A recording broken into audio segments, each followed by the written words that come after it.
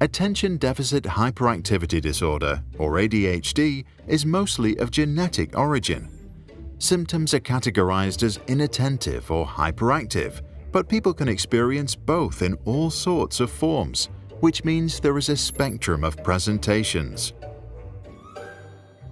Lisa, a young girl who wants to become a writer, will help us understand what it means to grow up with ADHD. Her story shows how her atypical brain makes it harder to achieve her dreams. During early childhood, Lisa has a tough time paying attention. She gets distracted, starts daydreaming, and frequently forgets or loses things. Because her senses pick up too much information for her brain to process, she gets overwhelmed, and as a result, she often cries or becomes frustrated. Her parents, who don't know better, scold her instead of helping her to deal with the pain. In primary school, Lisa can't sit still and often disrupts the class. She is smart, but besides English and the arts, has bad grades. It is not long before Lisa is branded as lazy, as someone who doesn't use her potential. It's also hard for Lisa to make friends. She feels different and is bullied. The few friends she has tell her that she is too emotional, but admire her. In middle school, Lisa starts doodling to help her stay focused, but her teacher doesn't like that and scolds her because he thinks she is distracted. And so she masks her inattention and puts all her energy into nodding and making eye contact. But by doing so, she loses her concentration entirely and ends up not listening at all. This is where she turns inwards and develops a passion for creative writing. During high school, her mind starts racing with 1,000 thoughts in her head. She now wears headphones to isolate the noise and calm herself down. But when she has her period, even that doesn't help anymore, and she goes through intense mood swings. She begins binge eating and starts smoking. At age 19, Lisa gets into a top literature program, but the responsibilities of everyday life are overwhelming. She feels burned out, stops showering, cleaning up, and going to class. One evening, she tells her best friend that she can't handle it anymore. All her life, she has been too different to ever fit in. All her life, she felt like a burden to others. Her friend tells her about a psychiatrist, and as a last resort, Lisa goes to see her.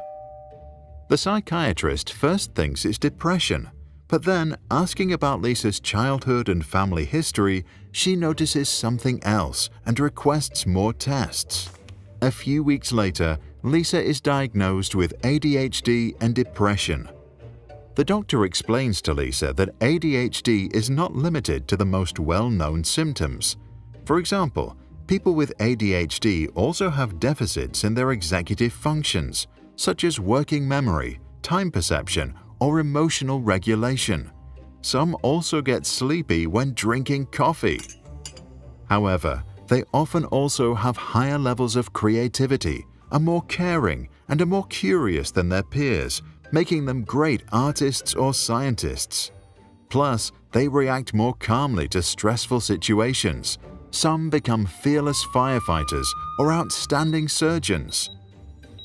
The psychiatrist goes on to explain that ADHD symptoms can be treated with medication and therapy, and that regular sleep and exercise can help too.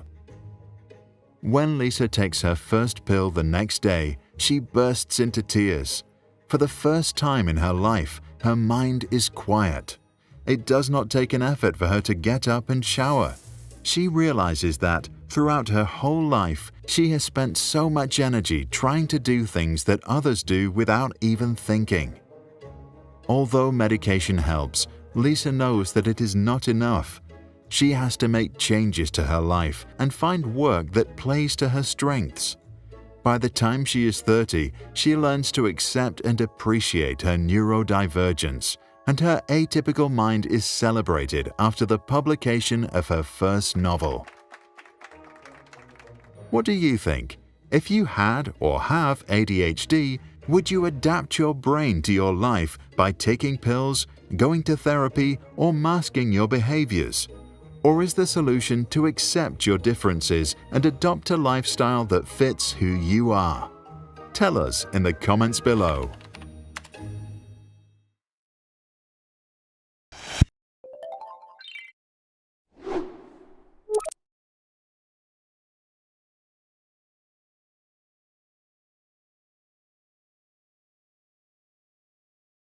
If you found this helpful, check out our other videos and subscribe. If you want to support our work, join us on patreon.com/sprouts. For more information and additional content, visit sproutschools.com.